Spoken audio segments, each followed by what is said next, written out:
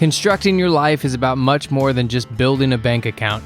Each week, join real estate entrepreneur and mindset coach Austin Linney as he interviews guests who are constructing their dream lives and impacting the world around them on a daily basis. If you're an entrepreneur or wanting to start a business, or you just want to hear motivating stories of how others have overcome the odds, you are in the right place. And now for your host, Austin Linney. Guys, welcome back to Construct Your Life. This is Austin Linney here, and I have, we'll just call her famous TikTok star. She had a previous crazy career. Now she's in Nashville, and I told the story to you when we met the first time. But I was staying at my boy Ryan's house, my real estate partner, and we were like, "Who's this? Like Stay Minty group?" Because we're like seeing them everywhere. And that's you. Yeah. So here we are. Life is funny. So what I like to do with my guest, Miss Garrett, is I like to let them start their story where they want to, and we'll go from there. Yeah, sure. So I'm originally from Arizona, ended up in Southern California for college at USD, and immediately needed more action in San Diego and found myself in LA. I was working in the entertainment industry for a little while. I wrote some screenplays and in my early 20s, 21, 22, I definitely wanted to be a producer, and ended up actually, while working at all these talent agencies and New Line Cinema and in that whole world, I ended up starting a clothing line on the side, just as a little side hustle, passion project. And it actually just organically just took off. And so kind of pivoted my career into the fashion world. I mean, I'd always loved fashion and designing and being creative, and went to school for business. So kind of started my own business, and that transformed into a pretty large clothing manufacturing company. We manufactured all around the world. I mean, Bangladesh, Guatemala, obviously China, Mexico. I had a factory in LA with 100 cutters, sewers. We had 50,000 square foot warehouse. I mean, we were selling everyone from Forever 21, Walmart, Target, Kohls to, even Nordstrom, Saks, Bloomingdales. We had a kids line, juniors line. It was just a wild and crazy time. And it's such an interesting way to start your business career in the fashion industry, especially in juniors fashion, because it is just such a low margin, tough business, and it's fast moving, and you really do have to be pretty creative and also business savvy to kind of, roll with all of those large competitors selling those stores. So it was a really, really good intro to business, intro to the private equity world, because then I kind of did a deal in that whole private equity space. And then I actually moved on from the company in, I think, 2016, started Stay Minty in 2018, again, very organically. I started it just out of looking at the real estate market and kind of space in Nashville in general, and seeing a real need actually at the time in 2018. There was bachelorette parties and bachelor parties coming to Nashville, and the rates were extremely high, which means obviously not enough supply. And then also there was a lot of Airbnb listings that were saying no bachelor parties, no bachelorette parties. And to me, that was just a huge kind of window of okay, this is the customer that's coming to Nashville. And they're paying these huge rates, but then there's hosts saying, don't stay here. So to me, I was wow, well, that's a business right there. Loved Nashville real estate in 2016, 17. I thought it was just a super up and coming, trendy, cool place to be. And I thought it was very undervalued. So to me, kind of going in that space and taking the risk didn't feel that risky. Obviously, there was a lot of legislation moving around the whole STR and permitting space. So the risk side of kind of making my first move was that, yeah, I'd buy a property and then it wouldn't be a short-term rental due to legislation, but I'd have, a killer long-term lease house. And I felt really good about really the neighborhoods that I was looking in to purchase. and as far as like, an equity standpoint and just appreciation play. So got my first place and the rumors were true. The rates were high and occupancy was pretty good. No, not much seasonality. And so when the legislation did change, I just continued to buy properties that were in commercially designated zones. So kind of hit the timing pretty right. The city kind of figured out what it was going to do from a runway standpoint, go forward on legislation. So I was able to navigate that pretty easily. And yeah, just grew this business really as just organic, as a fun, creative outlet. I love real estate. I still love design. And so, yeah, for me, it was just like seeing an opportunity and kind of filling that need, and also creating a portfolio, an investment portfolio for myself, um, to kind of store my wealth and also just have a little fun managing a business. And you talk to people every day that, they spent 5 years on a business plan, built out every mission statement, value statement. And it seems like through your career, it's kind of been like, I like this thing, this excites me.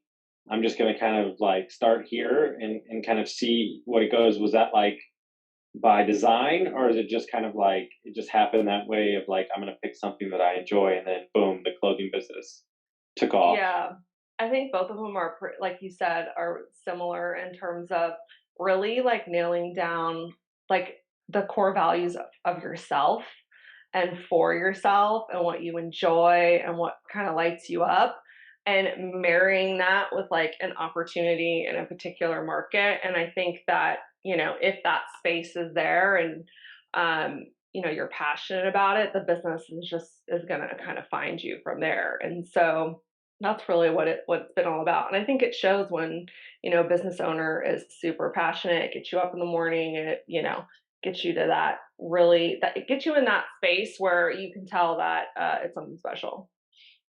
Were you acting CEO in the clothing business like throughout, or did you hire it out? Like, so right now we're closing on the business in like 2 weeks, and I have 25, 30 employees, and like that's a thing, and then like to go from like where you went, which was like a couple employees, to like I got 100 factory workers, like that's like for me is like the biggest gap in my brain of like how you manage 100 plus people.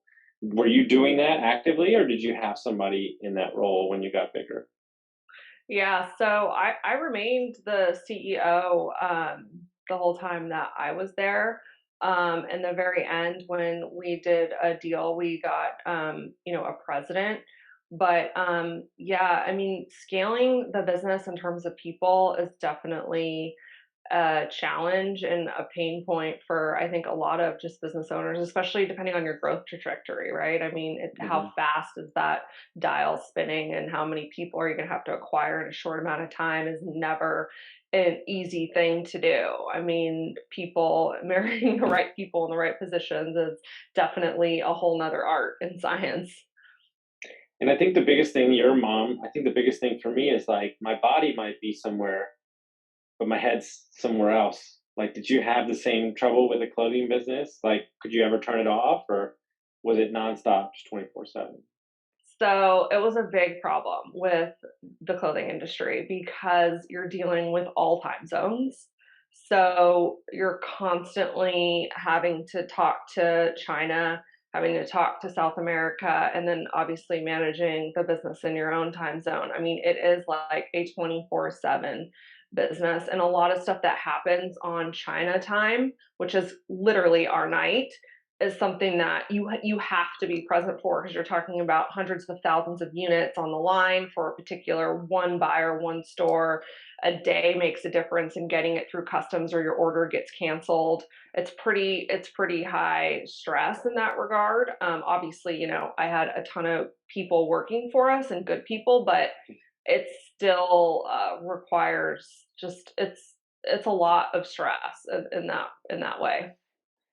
So when you finally made the decision to balance out and sell and kind of transition your life, like how long do you think it took for you to, I guess decompress is the best word I could think of. Like how long did you take that time for yourself, or did you start something? Did you get into Stay Minty like right in the same time? Like how long did it take for you to like recalibrate back to like being A just human? hanging out? Yeah. Yeah. Like, okay, wait, I am an actual person. I am not just this one thing in the world. Yes, that time it definitely has to happen. The decompression time, 100%. I it's a process. I think that, and I've a lot of other kind of people that I've talked to that have kind of made a transition through what you're talking about.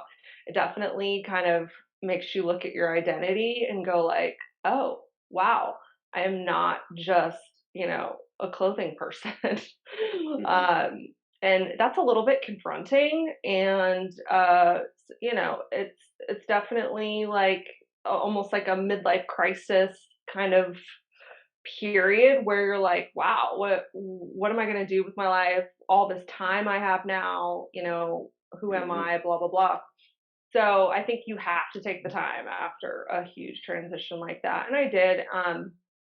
I actually, ironically, went back to doing some screenwriting, and during finishing up a couple of screenplays that I wrote, uh, that's when Stay Minty developed during that time as Okay. well.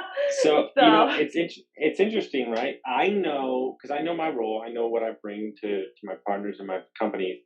When I find myself in a creative rut or I don't have ideas, I know I'm not right. Like that's when it's been a long enough time when I don't when I'm and I know like some people would say, "Oh my God, stop thinking of business ideas." But when I don't have business ideas, it means that I don't have I'm too stuck in my what I'm doing. And so, that's kind of my barometer. That's why I laugh because our business broker on the deal that we're buying is in LA right now, and she just had two Christmas movies made, and she has three TV series coming out, and she's like, "I'm just doing this because it's something I've always dreamed about, and now it's kind of taking off." And she's like, "It's kind of crazy to like, talk to her, and then I see it on Netflix, and you're just like, well, that's really crazy." And I'm like, what does your mom think?" And she's like, "She thinks it's like absolutely crazy." And I'm like, "Yeah, I do too." But that's a creative outlet for people that I don't, like I study. I think human interaction is an art form, and I think everything is an art form. Business is an art form, and so when I read the book Big Magic, it was like if you don't get out your creativity, she wrote "You Pray Love." If you don't get out your creativity, then it's going to pass on to somebody else. If you don't write your song, it's going to pass on to somebody else. Like Michael Jackson said that he had to write every song because he knew if he didn't, Prince would get the song. uh, And it's like crazy, right? Because you wrote screenplays, and then boom, you birthed this new business, this new idea. When you got into the Airbnb space, interesting time. The regulations are live. It's starting to get, I remember that time very clearly. It's starting to get more and more popular. Um, you know, in my opinion, maybe you've structured it differently, but now you're entering another business that needs that 24-hour attention. So like either you're a glutton for punishment or you just like kind of these aspects of business that did you know it was so intensive when you first got started in it? Like hospitality wise from a hotel point of view? yeah, that's a great question. Yes and no. I mean, I definitely either business that I started, I didn't know exactly what I was getting into, and I think that can be a very good thing or a bad thing. But the good part is obviously you don't see a lot of the negativity before that stifles the creativity and stifles the kind of momentum that you have in the beginning when you have the passion to kind of get going. But it when I started, I definitely tried to source just the best operator I could from the get go because Hmm. I knew what I didn't know. So I found someone local who had a really strong technology background in the space who was doing it with, that was before the regulations. He had a ton of units that he had to shut down, but so he was great to kind of help me get going and kind of handle that heavy lifting and that side of the business. And I've just really stayed focused on not growing too fast and trying to do things just like only take on projects that I feel like are fun, that are extremely true to the brand, not trying to run and get to some destination. Like I'm really just kind of in the here and now with this thing and having a good time. And I'm always, like you said, like looking for creative outlets to add to the business that I think would add value, obviously, to the market as well. Which is like then during COVID, how we started the glamping Yes. portion of the business, I was and then just I how was we just started about the to bring it glamping up. domes. And I had an idea this morning for a business that you would be perfect for. So we'll talk about that offline because nobody can steal this amazing idea, and it's Okay. in the Smokies too. Okay. So you're doing Airbnbs in Nashville, and then which is, I mean, we'll just call it buzzword central at this point. Glamping, off the grid things. You get this idea to do the glamping site. Kind of walk us through, probably what everybody's dream property. I know it's been on my radar for like 5 years. I have it in my head. I talk about this kind of off the grid, no cell phone service property. Yeah. So it was during COVID when, again, like you said, when things get quiet, the ideas start churning and it opens up this space to find, what is that next thing. And that was during COVID when just on social media and kind of seeing the trends, the whole outdoor thing just exploded.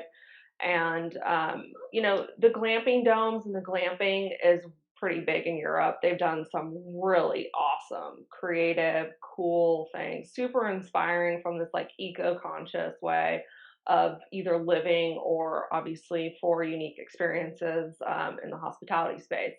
And just seeing that really got me going, like, oh, this is awesome, obviously, for right now during COVID, because really no one knew how long it was going to last. And Nashville was a pretty shut down for us. We had long-term leased some spaces and then kept some spaces for short-term rent. So we did have a lot of time to kind of work on, how are we going to pivot here? So I sourced some properties, looked at raw land at first. Undeveloped raw land was a little bit overwhelming for me in terms of like all the steps and the timing. I'm thinking, oh my gosh, it's going to be 5 years before this thing is up, and that just not developing before. I wanted to try to find something that had a little bit of the work done for me. So I actually landed on this property that had a really cool lodge in front of a creek, and it had 20 acres. This woman had refurbished this old barn into this beautiful little lodge, and she had 18 acres where she had installed a 6-bedroom septic tank that was already approved and had a few like roads, and there was already a well on the property. So I had a lot of approvals going into the thing that made me feel like, okay, well, if this thing is like totally blows up in my face, like I at least have, a lodge, I have a property. So I'm going to be making income the second I close on this property because we're going to rent the lodge. It's turnkey. So I kind of had that going for me. And then just knowing that the septic system was already approved by the health department, I was really able to start building pretty quickly because getting through civil and county just on your plan is the easiest part of the process in terms of timing. And the health department and doing like water stuff is really what takes a long time. Now that stuff kind of got me in the back end because I mean, there's always, there's just always problems when it comes to development. Yeah. So this thing wasn't a slam dunk by any means. It was a lot of risk, heavy work, a lot of problems to solve. But initially, upon taking the risk, I was like, okay, there's a lot here that is, a good start. I think one of the number one things I've seen, because I've consulted on multiple projects like this, these things are very, very hard to get financed from lenders. They just don't like them. They don't even understand what it is. They're not happy about it. I've watched, 15 not get across the table. Um, did you fund it yourself? Is that how you got it across the thing, or did you have investors in there? How did you get that? How did you get them? How did you get it done? Yeah, so you're totally right because I talked to several banks as well, and they're like they don't even know what it is. It's like, Mhm. what? So yeah, I knew before going in, and that was also a part of my mindset of getting the property with the lodge. I could finance the purchase of basically the infrastructure that she had set up. I mean, Hmm. it doesn't sound, like that's that much of investment, but I think the time aspect of what was already there is a huge part of it. And then so I did obviously finance the initial purchase of just that raw land and the lodge, and then I did it myself. Um, I just felt like I was very confident about the idea, but it being so unique and not done before. I mean, I didn't really feel that comfortable going to like investors yet. I really wanted Hmm. to prove out the model on my own. Yeah. I mean, that's so smart, and it's that's the way to do it. I mean, it's as simple as that. I mean, these things just fall apart left and right, and that's why I tell everybody that I help. I said, build some part of some structure, whether it be RVs or cabins, where these guys know they can actually see, like, okay, that's the thing, because these they will not. You have to like slowly build in the vision as you're going. How has it gone? Has it stayed booked like straight through? Is it busy? Is it like did it start off slow? Like how's it performed? Yeah, so it's such a learning curve because I mean, it is definitely a different asset class, right? I mean, this is hospitality on a kind of ranch level, camping level, like a mesh of a whole bunch of things. I think the big mesh of what I'm speaking to is like you're getting this guest that is notoriously not an outdoors person, and you're like getting them outdoors into like a glamping experience that they think is like not anything close to camping, but it kind of is. Like there's no insulation. Like, yes, we have water, we have dishwashers, we have, toilets, showers, like all the awesome amenities, and they look really cool online. But like people call us for bugs. We're like, no way. Did you really call for bugs? Like, how many times do we have to tell you, like, you're going for the outdoors? So that has been a learning curve. Sending people out for bugs. I'm like telling my team, I'm like, we've got to get these guests to understand a couple bucks is okay. Like nothing is infiltrated with like, Yeah. you No, know, go to Costa Rica. Yeah. Yeah. so Yeah. that's been a learning curve. I think initially opening too from a marketing perspective, I wasn't prepared from a marketing side that I was going to have to do that much. I already knew there was a ton of demand based on the competitors being booked out so much, and just kind of figured that the demand was there if we were kind of showing up on Airbnb and, Google, and we were in a great area being in the Smoky Mountains, that it would kind of fill up. But I think because it's so unique, it's still kind of training like people on exactly what it is and how cool it is, and getting those reviews, people trusting you, or like thinking that they're going to show up to like a porta potty and a tent, and it's going to be nothing like what it looks on online.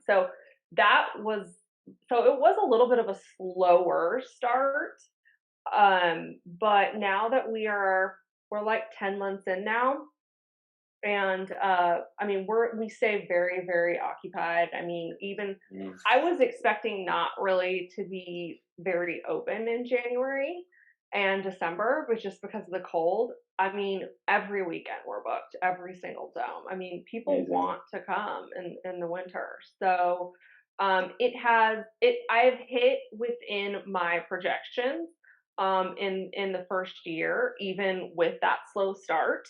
I didn't hit kind of where I want to be, and I think this year we will. It needed more runway and more time than Yeah. I kind of initially thought. 100%. Now to the question that I'm sure has everybody baffled. So you're doing all this, and you're a mom. How Mhm. many kids do you have? So I have 3 kids. Okay. So you I have three have kids. You're running businesses. How old are they? 13, 12, and 8. Okay. So everybody's question: how do you do this?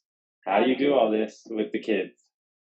Yeah, I guess I've just always done it. look, to me, it's a creative outlet. It is more than just like work.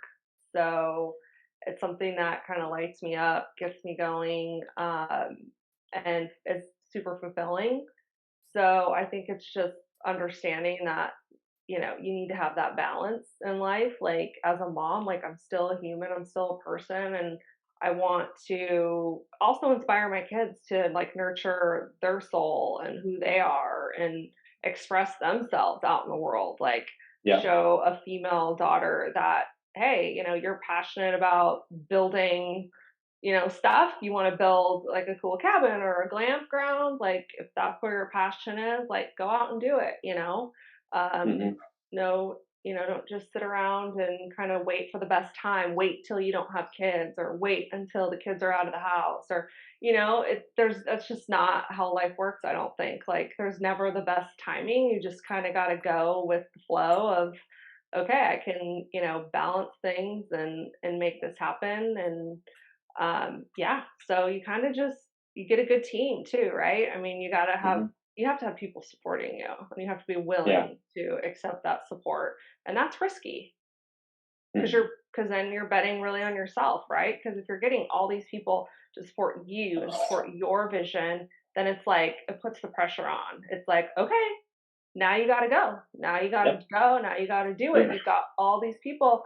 And so I think sometimes it's just the pressure and not believing in yourself that kind of stops people. But yeah, I mean, even male fathers, I think, they they're going to have the same type of pressures and up against a lot of the same things. But yeah, so you just kind of go. Love it. I believe that one of the parents' main duties is to chase their passions and live their best life to show their kids they can. And I think that's my hope that every parent does that. What I think would be interesting is what advice would you give to your younger self now that you're sitting in this position when you started that side hustle clothing business? Like as you sit here, you've been through it, you're sitting here, you've launched two successful businesses now.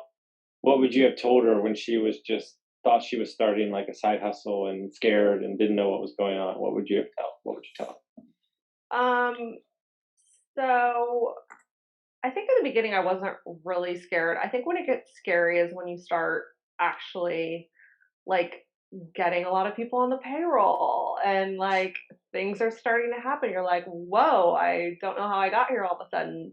But I think I mean I think the main advice is to really just stick to your core and always remember like your roots and how you got going, because I think it's them? very easy to look at competitors and be like, oh, I want to do what they're doing, or I want to be like that person, or, and it's like, well, no, what's really going to like make you shine is literally just being you and creating what you want to create. And a lot of times that hasn't been done before. And that's Hmm. the cool stuff that really makes a difference and is really going to light you up. And so I think there's been times throughout, kind of when I was younger where I'd pivot, but in a direction that was towards like what the rest of the maybe industry was doing. And those moves were never really right for me. And any time I had like slam dunks, we did big deals or had really good successes, it was always because I followed kind of my ideas, my gut, kind of who I was, and not really followed the crowd. I love it. Amazing advice. So we're in a time where the real estate market is interesting. I call it a drunk Mexican standoff, where the sellers still think it's COVID crisis and the buyers are exhausted because they've been in a fight with Mike Tyson. That's So funny. we're having kind of a standoff. What's your vision of T and kind of your projections over the next 2 to 3 years? What are you looking at, and where would you like to see the company go? So you cut out for a second. Will you repeat that? Oh, I was just saying, so like, where is your vision of the Stay Minty over the next 2 to 3 years? Where do you want to take the company? Where do you see it going? Kind of your vision as you continue to grow the brand? Yeah, so I still definitely look at deals that are super special properties. So very, very high premium properties. I think there's still kind of the decent sized margins that I look for in the market. I think where the masses are in those lower price points, I think the margin is just way too slim to be interesting for me.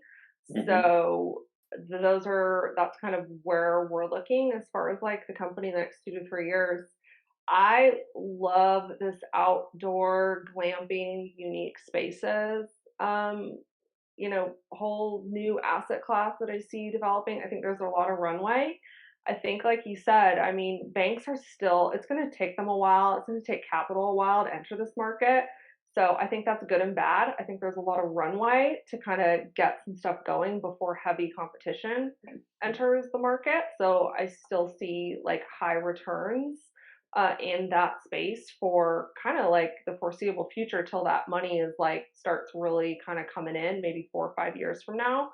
And I think that you can't really pull it out of people that they love going out into the outdoors after COVID. And these young kids that are these Gen Z and they love Instagram and they're posting everything to TikTok. And I think that they're all about just traveling around and not putting roots down. I mean, Hmm. all of the, friends that I have that are in that like 25 to 28 range, and every time I talk to them, they're like in some another fabulous place working remote, and they're taking, videos. So I'm just like, I love your life. Like that Hmm. is that is No, awesome. 100%. So No, so I think good. that also plays into it too. So I do love the space, and it's challenging. It really is. So Hmm. I do see a barrier of entry, just based on the fact that it is not a typical hospitality industry. I love it. And so if people want to follow Stay Minty, they want to find out about your stuff, where do they do that at? Yeah. So our Instagram is StayMintyXO, and then I'm on LinkedIn, Meredith Garrett, and our website is stayminty.com. And guys, I've been in the space a long time. The quality of her properties and the thought process put in the design and the execution is some of the best I've seen. So do yourself a favor, go stay at them. It's you're not going to be disappointed. It's something that I love. I've got my own ideas, but I'm going to go buy a bunch of companies and then fund these things myself, so I don't have to talk to lenders. That's my game plan because I'm over lenders right now. But check out her website, check out the TikTok. It's everywhere. And if you got some value from this, send it to a friend. We'll see you next time.